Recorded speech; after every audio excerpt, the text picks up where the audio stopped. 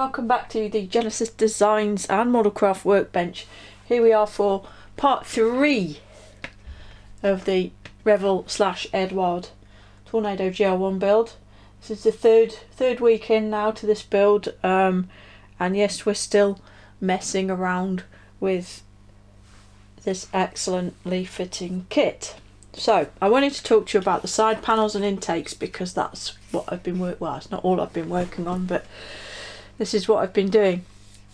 Now this side, you can clearly see I have already done, and hopefully you can see how that's gone roughly by looking at it. The fit is there, it's sanded, it's scribed, etc, etc. But I did have some issues with it, and in the process of fitting the second one I just wanted to show you what they were and what I've done to in some way alleviate the issues. Now what I found when fitting this one was that I fitted it at the back first and I aligned it along this seam. As you can see, there is no gap there, but in doing so I discovered that the front of the side panel wanted to sit quite low, such that when it was pushed up into position to meet the intake, which was already glued in place, it induced a twist which caused problems under here. So here I can show you on the right hand side, and what I'm going to do is continue with this live now for you. This time what I've done is I have deliberately given myself a gap here at the front of this side panel. It's not much of a gap, you can just about fit your fingernail in it. It's maybe 0.5 millimetre perhaps, but it's just enough to help the front end of this side panel fit better. And you can see that despite that gap, this side panel does still want to sit low left to its own devices. You can also see that I have in fact already fitted the intake, the end part of the intake, and you can see just how good of a fit that all is in there. How the intake just fits against the side of this trunking, and it is all quite nice. There is undoubtedly a seam here, but I'm not going to let myself worry about it too much. Now if you just look down that intake, you can just about see where I've added a representation of the auxiliary intake door there.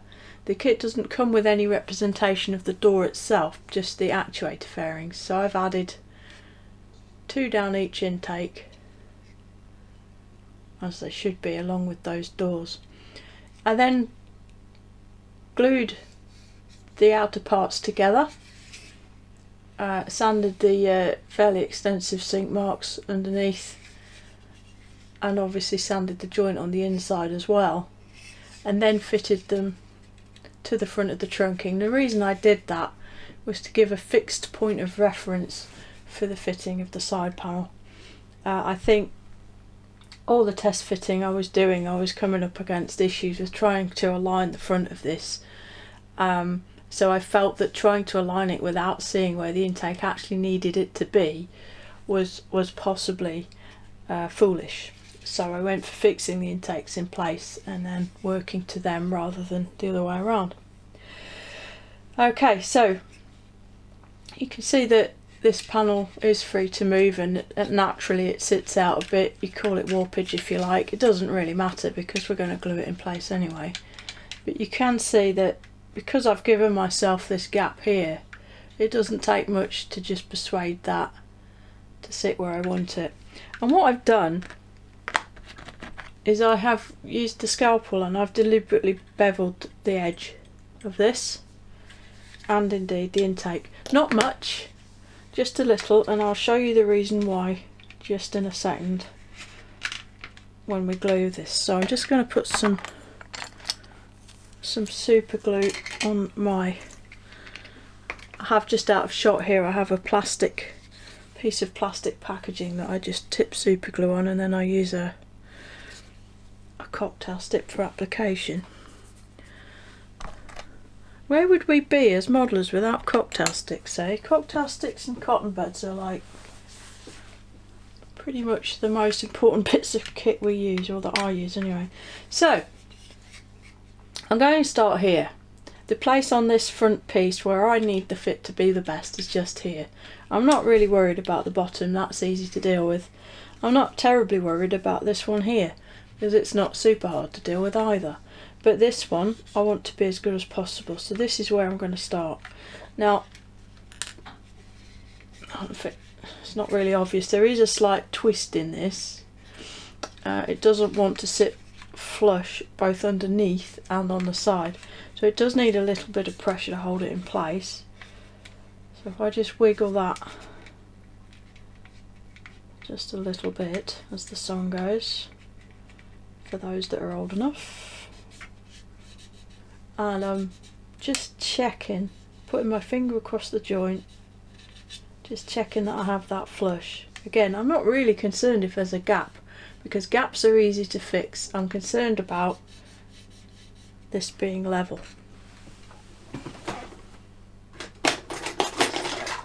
Steel rule.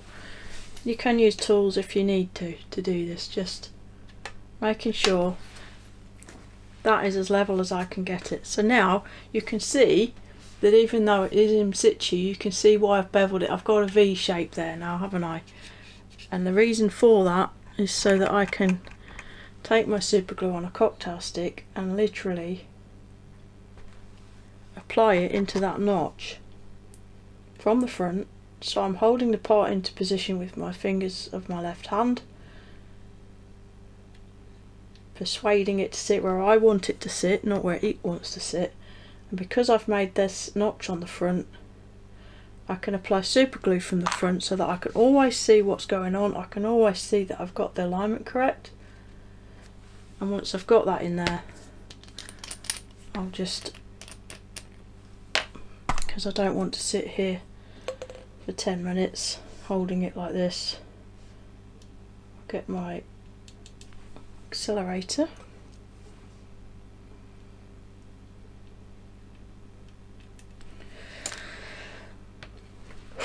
give myself a hand. There we go. Job's jobbed. And you can see now that the rest of it has pretty much played the game and dropped into place anyway.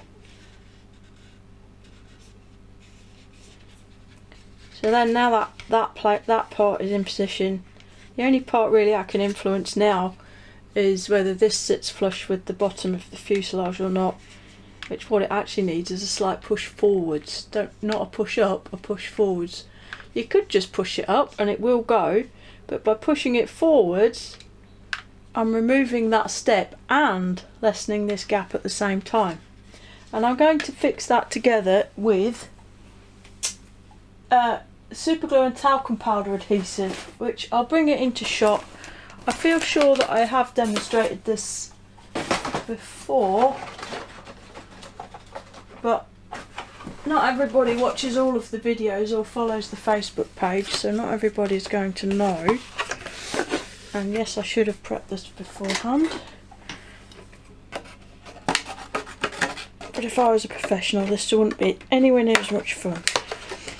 Okay, so that's a piece of Ayres packaging, and this is what I tend to use for mixing both super glue and actually epoxy glue when I do use it, which is not all that often. Because it doesn't induce the super glue to go off quickly. If you use paper or something like that, it is just going to go off straight away. So you need super glue. This is what I use. It's a Loctite 495. I use it because it works. Do experiment, because I have found that different super glues react differently when you add talc. And this is just ordinary bathroom talcum powder. It's actually imperial leather, which the British people out there will know what I mean. I don't think the type of talc is terribly important, but I got mine from a UK shop for £1 several years ago, and it's still, I mean, there's loads left. So I've got a piece of super glue there. I'll just get talc on the end of my stick and introduce it. Now you can add as little or as much talc as you want. You can go from really quite a liquid, which is what I want on this occasion because I want it to fall through the gap. Or you can add more talc and make it almost into a paste, which is quite handy if you want to bridge really big gaps or change shapes, shall I say, and you'll see a bit more of that in a minute. So I'm going to use this through this area here.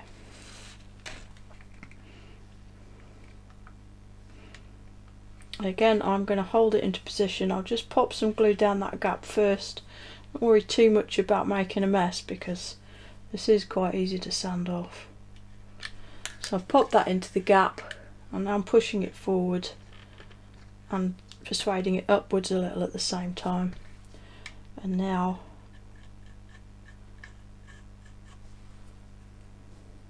I'll add it to this gap too. So the beauty of this as a filling medium is it doesn't just fill the part, it's also structural. It'll hold it together as well. There we go, that's all in. Now again, you can leave this to go off by itself, and it tends to cure somewhat faster than pure super glue does, but not quickly enough because that is actually hurting my finger because the edge of it's quite sharp, the edge of the panel. So that's flooded it with accelerator. It's not instant even with accelerator, give it a few moments and then off we go. And that's it glued in place, and you can see there how that lower joint has fallen into line quite happily. And I'll glue that again with straight super glue, as that will flow into that joint a little better. So there we go. And now looking inside, you can also see how all of those supports and trusses and frames, whatever you want to call them, have all dropped into place. Everything looks like it should, everything fits as it should. Yes, it took a bit of squeezing and persuasion, but considering that we do have resin wheel bays in here, I don't think it's been too bad. I think on the whole, to be fair to the kit, once all of the parts have been cleaned up properly, all of the poor moulding and ejector pin marks and flash have been removed, it actually does fit together quite well. And I don't think any modeller really ought to struggle too badly with it, as long as that prep work is carried out before you try and glue things together.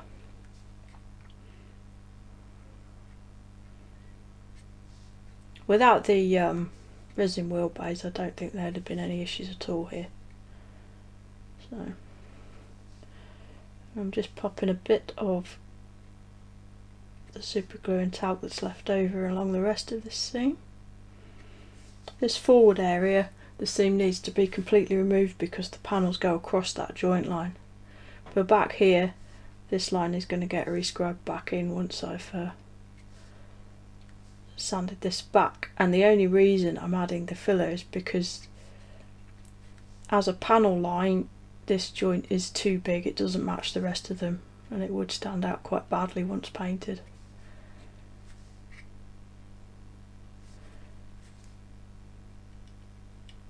There we go. Now I'm going to set that aside and talk about a couple of other bits for a few minutes. Leave that to go off. Okay, let's put you over there. If anybody's wondering, incidentally, the accelerator that I use is a Rocket Blast, or a Rocket, I think that technically says, from Deluxe Materials. It comes in this 50ml bottle,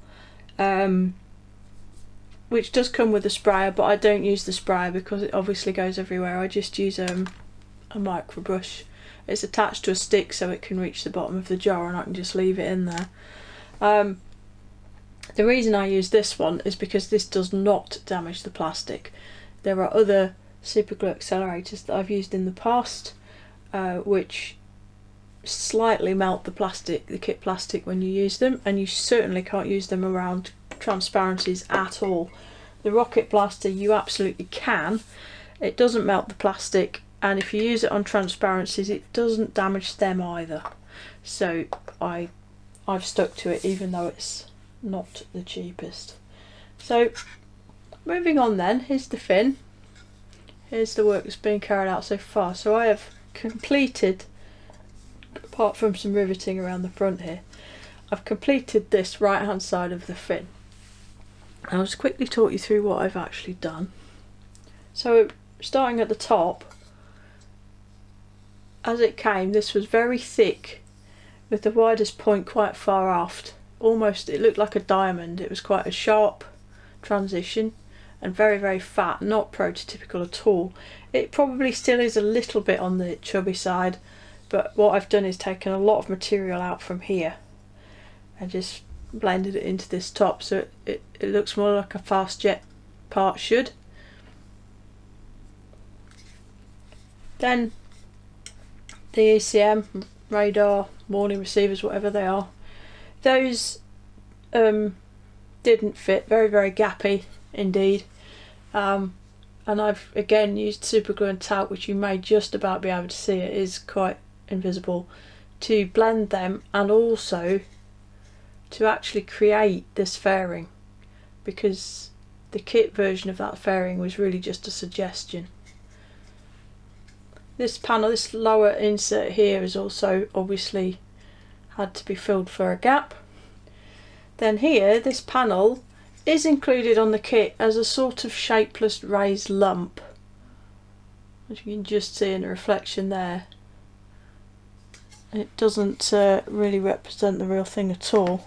If I just grab that book, which happens to be on the fin page because I've been on this morning, you can quite clearly see that panel just there as a separate doubler panel on the top. It will be fed in to a degree, probably with sealant, but it isn't a shapeless triangular lump. Then moving down, the vortex generators down here by the exhaust of the heat exchanger have been thinned down. These are still the kit ones, which originally looked like that, and I've thinned them down. I've done this using the curved scalpel. You do have to be really careful, push down on the vortex generator and literally shave the thickness down using the sort of front cutting face of a sharp. It's useful to use a new one to do stuff like this. You have to be very gentle because it's really easy to cut the whole thing off. Obviously I could have just cut them off and replaced them with thin plastic card, but these are still integral. They weren't, they're not going to snap off easily because they're still part of the panel. The whole thing's been rescribed in the same way the rest of the kit has, and sanded, the texture's been removed. And then the big work's been down here. As it comes, this heat exchanger fairing, if I go above you can see the difference there. It's very bulky, very square, very abrupt shape. It doesn't match the original well at all, especially when combined with the fact that this area here is really anorexic. On the real thing, that should really be much more curved and bulged out. So I took a lot of material away here by sanding with a fairly coarse sanding stick, and then I've used super glue and talc to build up this whole area here.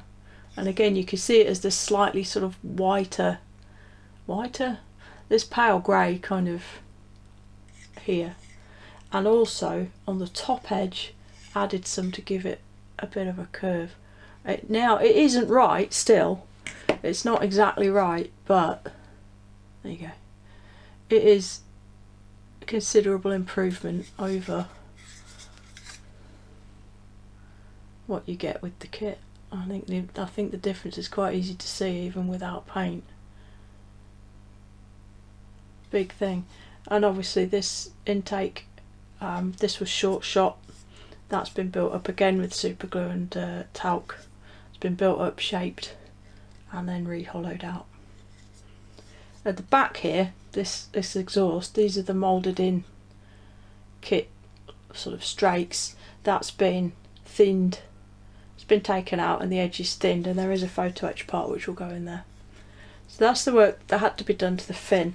I've also, here's the rudder, thinned the trailing edge of that down substantially to match the also thin trailing edge of the fin, and then this lower part, which eventually will be covered in foil, that's just been assembled, and the back face of it squared off. As it comes from the kit, this is like channeled out into a U section, but it shouldn't be. This bit should be underneath, but not this bit. So that's the fin. And finally, for this little section, the wings. Here's one I did earlier, and here's what I started with. So just as with the rest of this kit, and honestly the wings are the worst part. All of the flash, I mean, goodness me, the flash and the ejector pin marks and the mould remnants that stop this thing fitting together, it's just horrendous. I had issues with the pylon inserts. These are the receptacles for the pylon inserts. These have flash on the top, so they make the wing too thick and it won't fit together properly.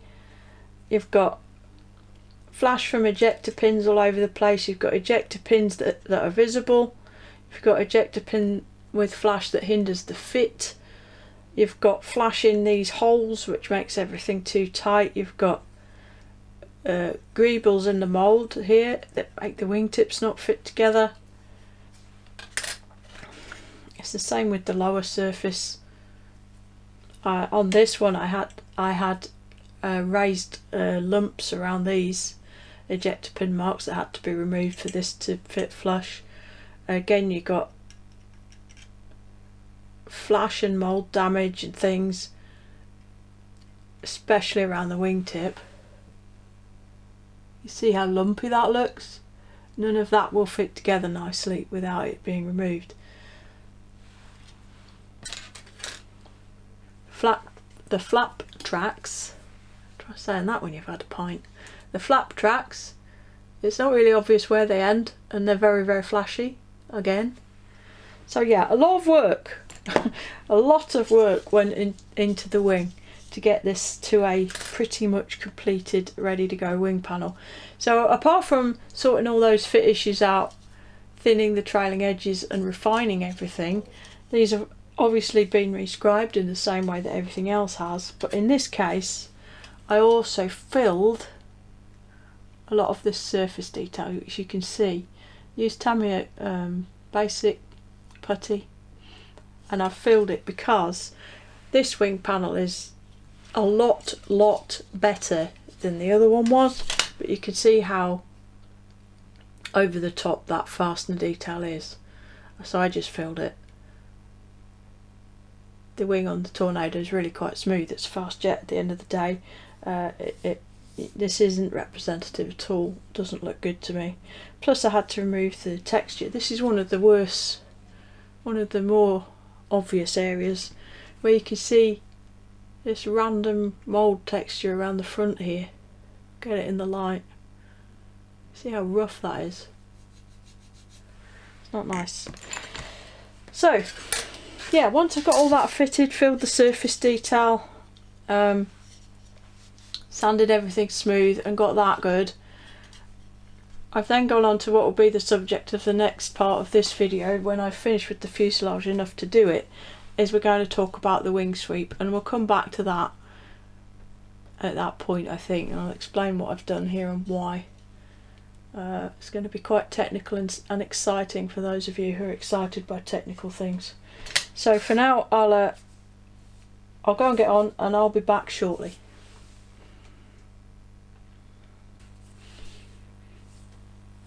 Right then, back here with this Tornado. We're finally at the point where we can start looking at getting these wings on, and doing so I discovered some inaccuracies, I suppose is the only word I can use. So I finally got all the fuselage together. I've got both side pieces on, got them all field sanded as necessary. We're all good to go.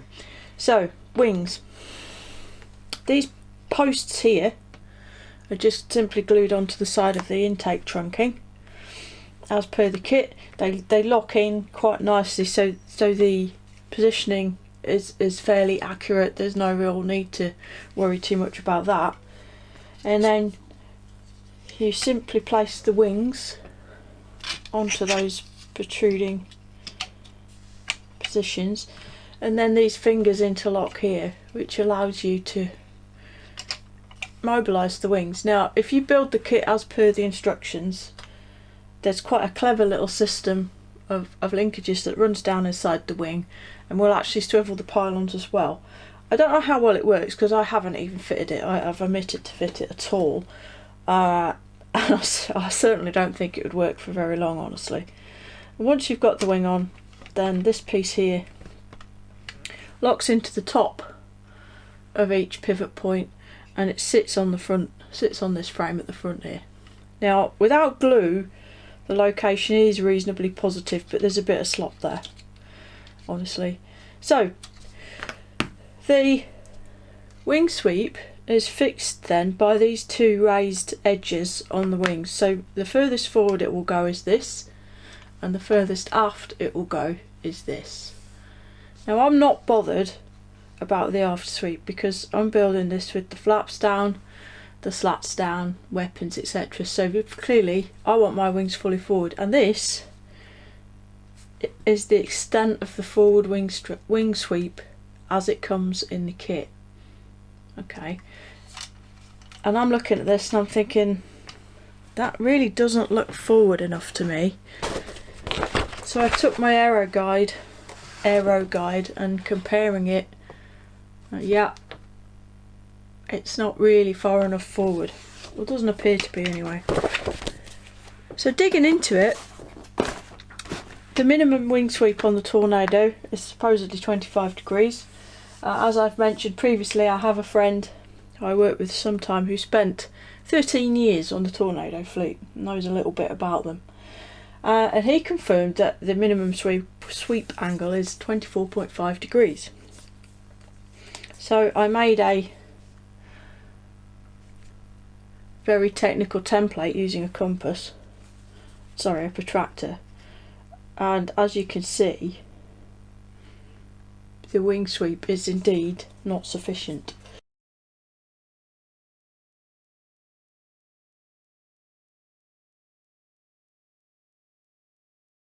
So I messed about with it, but the thing is 24 degrees, 24.5 degrees pretty much is quite closely matches actually what the kit is giving us. So you think, well, how come, you know, this is 25 degrees, this is 20, what gives? Something's wrong here. So I got back to him and we talked about it, and I said, how did you measure the wing sweep angle on the real thing? And he said, well, we didn't really rig it using the wings, we rigged it from the actuator. There's an indicator on the wing sweep actuator, and that's where they read it off. Now, as hard as I've looked, I can't find the wing sweep actuator on the kit, so I can't do that. So my friend then got in touch with several other Tornado people who used to teach on the Q course, etc, etc, and they all had a little chat about it, and between them they came up with the following way to measure the wing sweep. So I'm going to demonstrate with this wing, which I've already modified, and I'll talk about the modifications in a moment. But if you want to use this method to set your wing sweep on your own builds, then this is what you would want to do. Now basically what I need to do is using right angles and what have you across the fuselage, which is easy enough to do in this case because we've got these frames, so it's easy to eye it up. You need to set the pen nib fairing in place. Now do forgive the fact this is all a little bit sloppy because it's not glued together, and it's quite difficult to do all of this with only a small number of hands. So you set your protractor up so that its point is at, its centre is at the point where the wing enters the fairing, where I'm pointing. And your 0 degree line is across the fuselage, so it's parallel with these lines. You set that there and use your counter along the wing edge from this point, not from the centre, which is where you would think, and that's where this is taken from, is from a virtual centre, not from there, from here. Set your gauge to 25 degrees, and you can see now, yes you can see the difference. Let me make sure I'm on 25, there we go. And this is only rough, but you can do it better. I'm doing it for the camera so I can't see very well. So you can see the difference there. This wing needs to come all the way forward to there to actually be at 25 degrees according to the way I've been told it needs to be measured. So in actuality the wing has to sit roughly here. And then the reason you can't do this from the kit as it comes is these built-in limiters won't allow the wings to come that far forward because of this shelf. So on this wing I've removed it, this wall completely removed, which allows this wing to sweep further forward such that it's about halfway underneath that brace. Hopefully, I've got so many fingers in the way here, you can see what I mean. Hold everything into place. Gone a bit too far there. So you can see that that forward edge disappears under that brace about halfway along. That's roughly where we want this wing, and you can see the difference there from what it was before, which was here. It's quite a significant difference. Some people, a lot of people honestly, are not going to be bothered by this, but it is quite a significant difference. So the modifications I so far have done to the wing to enable me to do this, I'll go through those now. Obviously I cut away this forward limit, cut that away smooth so that the wing can go underneath. In doing that, if you look at this in comparison to the other wing, which is not yet modified, you can see that I had to remove quite a lot of plastic right in this corner here, excuse me, which left me to worrying that there wouldn't be sufficient strength left here to support the weight of the wing when all the tanks and the weapons are fitted, and especially if you start to handle it using the wing.